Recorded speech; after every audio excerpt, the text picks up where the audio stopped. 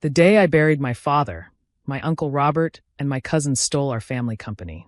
While I was watching them lower my dad's casket into the ground, they were changing the locks on my office door. But they made one crucial mistake. They forgot who actually owned the technology that made our company worth millions. I'm Olivia Carter, and this is how I taught my family the true cost of betrayal. Thomson Technologies had been my father's life's work. He built it from nothing, turning his brilliant ideas into a tech empire worth over $100 million. I grew up in his lab, learning to code before I could drive, understanding circuit boards better than boys. By the time I was 18, I had my first patent.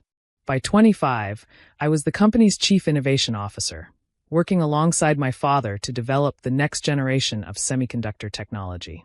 My Uncle Robert, Dad's younger brother, had always resented our success. He was the business guy, handling sales and marketing, while Dad and I created the innovations that actually kept the company profitable. My cousins, James and Daniel, followed in their father's footsteps, all swagger and sales pitch, no substance.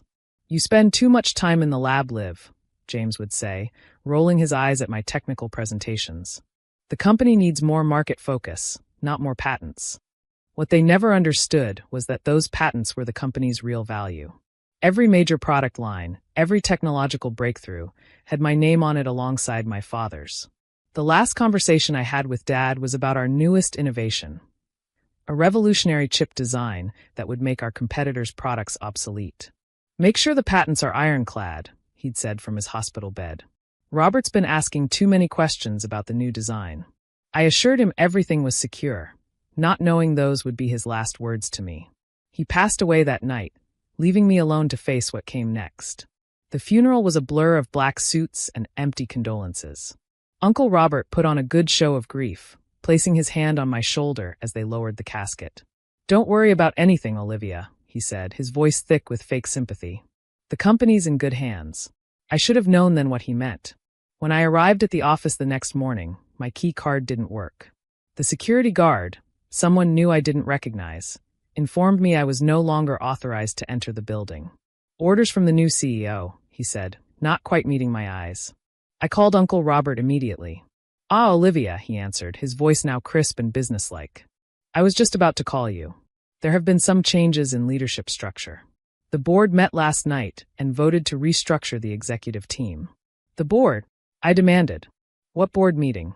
"Emergency session," he replied smoothly. Given the circumstances, we felt immediate action was necessary. The company needs strong, business-focused leadership now. You understand. I understood perfectly. They'd waited until my father was literally in the ground before making their move. "My shares," I started, "are non-voting," he cut in. "Your father's shares transferred to me as per the company bylaws. As CEO, I need to think about the company's future. And frankly, Olivia, you're not ready for this level of responsibility." I hung up and called our family lawyer, Benjamin Walsh. He confirmed my worst fears. They'd done everything legally. Dad's shares had indeed transferred to Robert under a clause in the original company formation documents. My own shares, while valuable, didn't give me voting rights. "They've locked me out completely," I told Ben. "They even changed the security codes to the lab." "What about the new chip design?" he asked. "The one your father mentioned?" I smiled for the first time since Dad's death. "The patents are in my name. Dad insisted on it after the last time Uncle Robert tried to push him out." Ben was quiet for a moment. "They'll try to claim corporate ownership." "They can try," I replied. "But I filed them personally, not through the company. And I have the documentation to prove it. What do you want to do?" I thought about all the times Uncle Robert had dismissed my contributions, how my cousins had treated me like some kind of tech mascot rather than the innovator I was. "Let them dig their own grave," I decided. "They'll try to launch the new product line. When they do, they'll be in for quite a surprise," Ben finished. The next few months were hard. I watched from the outside as Robert and my cousins paraded around as the new faces of Thomson Technologies. They gave interviews about taking the company in a new direction and moving beyond old leadership styles. The tech media ate it up. "Thomson Technologies enters new era," read one headline. "Next generation takes helm at tech giant," proclaimed another. Meanwhile, I set up a small lab in my home and kept working. The chip design my father and I had created was just the beginning. I knew where the technology was heading, and I kept pushing it forward. Robert's first mistake was underestimating me. His second was assuming that locking me out of the building meant locking me out of the industry. I still had connections, suppliers, researchers, former colleagues who knew my work. Word got around that I was developing something new. Investment offers started coming in. 6 months after the lockout, Robert announced Thomson Technologies' biggest product launch ever, the quantum processing chip my father and I had designed. The press conference was grand, held at the city's most expensive hotel. I watched the live stream as Robert took the stage, flanked by James and Daniel. "Today, Thomson Technologies enters the future," he declared. "Our new quantum processing chip represents a revolutionary leap forward in computing technology." The presentation was slick, full of buzzwords and promises. The assembled tech journalists nodded appreciatively as James and Daniel demonstrated prototype devices powered by their new chip. That's when I made my move. The doors at the back of the conference room opened, and Ben walked in, accompanied by federal marshals. "Mr. Thompson," one of the marshals called out, "we have a cease and desist order regarding your product demonstration." Robert's face went pale. "What is this?" "Patent infringement," Ben announced clearly, his voice carrying to every corner of the now silent room. "The technology you're attempting to demonstrate is protected by patents owned personally by Olivia Carter." "That's ridiculous," James sputtered. "The company owns all patents related to our products." "Actually," I said, walking into the room, "it doesn't. Every patent related to this technology is in my name. Check the filings yourself." The journalists' cameras swiveled to capture the drama unfolding before them. Robert tried to maintain his composure, but I could see the panic in his eyes. "This is a family matter," he said tightly. "We can discuss this privately." "Like you discussed the company takeover privately?" I countered. While I was at my father's funeral, the room erupted in whispers. Several journalists were already typing frantically on their phones.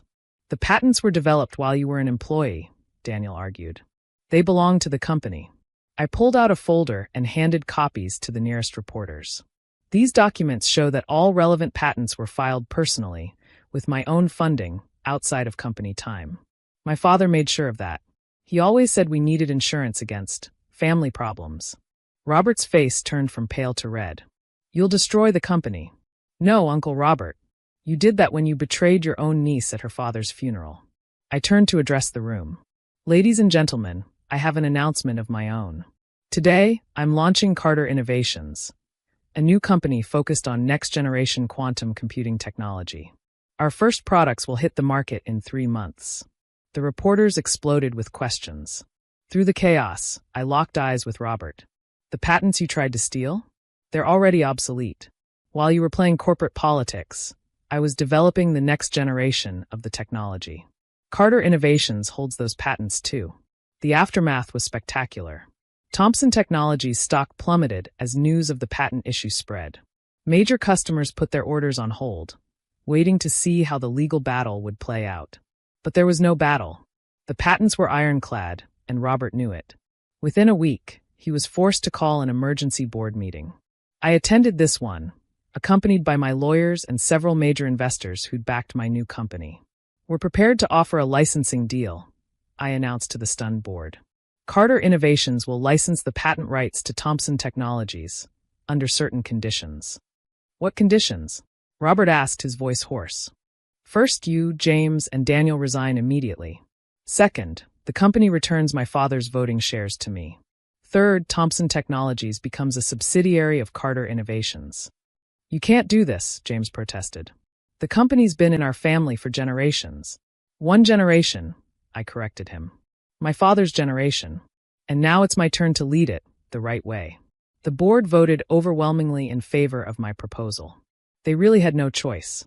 Without access to the patented technology, Thomson Technologies was worthless. Robert, James, and Daniel were escorted out of the building that afternoon. I watched from my father's old office, my office now, as they carried their boxes to their cars. "Dad would be proud," I whispered to the empty room. The transition wasn't easy, but it was necessary. I merged Thomson Technologies' resources with Carter Innovations' cutting-edge research, creating something even better than before. The employees who'd been loyal to my father welcomed me back with open arms. Many had hated working under Robert's leadership, but had felt powerless to oppose him. Within a year, our combined company was worth 3 times what Thomson Technologies had been at its peak. The quantum processing technology revolutionized the industry, just as my father and I had envisioned. Robert tried to start a competing company, but without the patents or the innovation skills, he failed quickly. Last I heard, he and my cousins were trying to sell business consulting services to tech startups. Apparently, no one's buying. Sometimes I think about that day at the funeral, when they thought they'd won. They were so focused on grabbing power that they forgot what really made our company valuable. The innovation, the creativity, the vision that my father had passed on to me. The old Thomson Technologies sign still hangs in the lobby, below the larger Carter Innovations logo. I keep it there as a reminder, not of the betrayal, but of my father's legacy. He taught me that true innovation can't be stolen or locked away. It lives in the mind and spirit of the innovator. Last month, I launched a scholarship program in my father's name, funding young inventors and researchers who share our passion for pushing technology forward. The first recipient was a brilliant young woman whose family had discouraged her from pursuing a technical career. They say business is about relationships, I told her at the award ceremony. But the most important relationship is with your own creativity and integrity. Never let anyone lock that away. She smiled, reminding me of myself at that age, full of ideas and determination. In her, I see the future my father and I dreamed of, a future built on innovation, not manipulation. Epilogue. Carter Innovations continues to lead the industry in quantum computing technology. Our latest breakthrough, a quantum neural network processor, is poised to revolutionize artificial intelligence applications. The company culture has changed too. No more family politics or power plays. I instituted a policy that promotion is based solely on innovation and merit, not relationships or titles. Robert occasionally sends messages through intermediaries, asking to reconcile. James and Daniel have tried to pitch me their consulting services multiple times. I have my assistant send them the same response, a copy of the original patent filings with a post-it note reading, "Ideas matter more than locks." The lab where I spent so much time with my father is now a state-of-the-art research facility, open to any employee with a promising idea. On its wall hangs my father's favorite quote, "Innovation is the only inheritance that matters." Looking back, I realized that Robert and my cousins did me a favor. By trying to lock me out, they forced me to build something better, something truly mine.